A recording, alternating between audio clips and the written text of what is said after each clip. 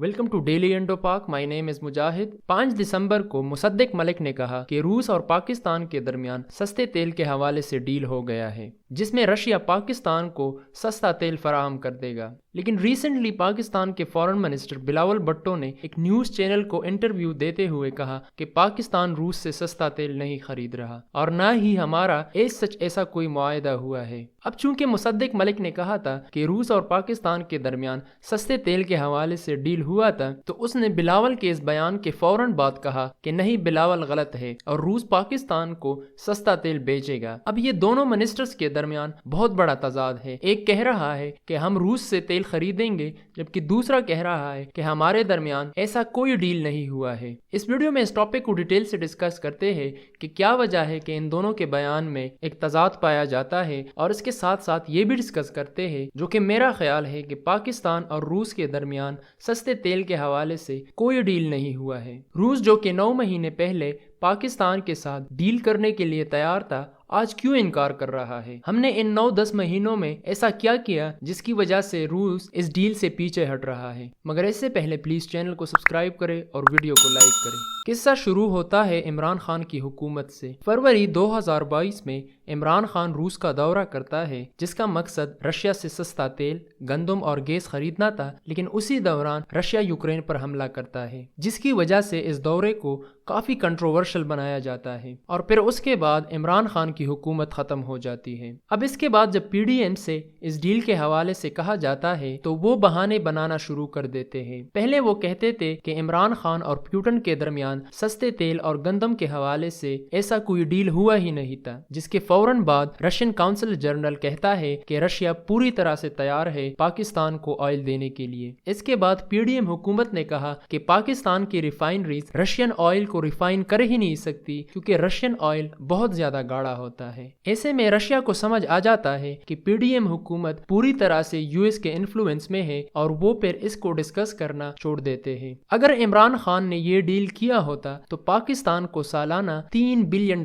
का फायदा हो सकता था और इसका असर पाकिस्तान के अवाम और बिजनेसेस पर होता। आज ना तो पेट्रोल इतना महंगा होता, ना खुराक और ना ही बिजली और गैस के बिल ज्यादा होते, बल्कि इससे हमारा फॉरेन रिजर्व भी बहुत अच्छा हो सकता था। जंग के बाद इंडिया और चाइना ने रूस से तेल खरीदना 10 गुना ज्यादा कर दिया था, जिसकी वजह से इंडिया ने 4 से लेकर $5 बिलियन बचा लिए। खैर, इसके फौरन बाद जब पाकिस्तान की इकोनॉमी फ्लड की वजह से बुरी तरह से अफेक्ट हुई और पाकिस्तान के लिए महंगा तेल खरीदना मुमकिन ना हो सका, तो इसहाक डार ने यूएस के दौरे के दरमियान कहा कि यूएस पाकिस्तान को रशिया से तेल खरीदने से मना नहीं कर सकता, जो कि यकीनन यूएस से कुछ ग्रीन सिग्नल्स के बाद उसने ये कहा होगा। इस वजह से कुछ दिनों के बाद 29 नवंबर को पहली दफा मुसद्दिक मलिक ने कुछ मिनिस्टर्स के साथ रूस का दौरा किया ताकि रशिया से डिस्काउंटेड ऑयल परचेज कर सके। लेकिन रशिया ने बिल्कुल इनकार कर दिया और एक माकूल किस्म का बहाना बना दिया जिसका कोई तुक नहीं बनता था। रशिया से जवाब मिलता है कि हम पाकिस्तान को तेल फराहम ही नहीं कर सकते, क्योंकि हमारे पास इतना तेल नहीं है कि हम वो पाकिस्तान को टाइमली डिलीवर कर सके, क्योंकि रशिया को पहले से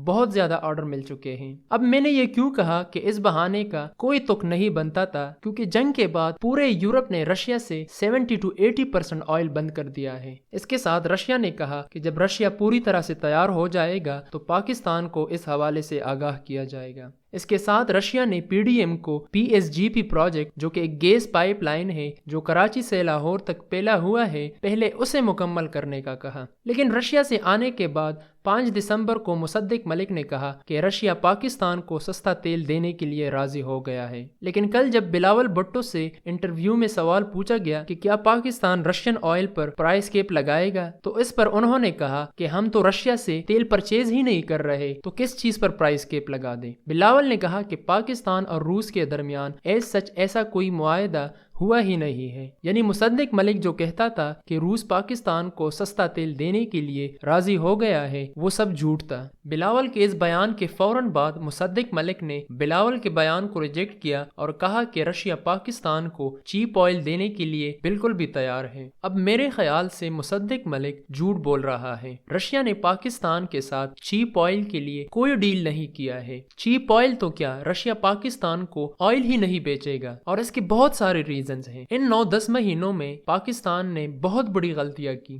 سب سے پہلی غلطی یہ کہ جب رشیا یوکرین جنگ شروع ہو گئی تو پاکستان نے ڈیسائیڈ کیا تھا کہ وہ اس میں نیوٹرل رہیں گے، یعنی نہ رشیا کا ساتھ دیں گے اور نہ ہی یوکرین کا۔ مگر کچھ دنوں بعد یو ایس کے پریشر کی وجہ سے باجوہ نے رشیا کو یوکرین جنگ کے لیے کافی کرٹیسائز کیا۔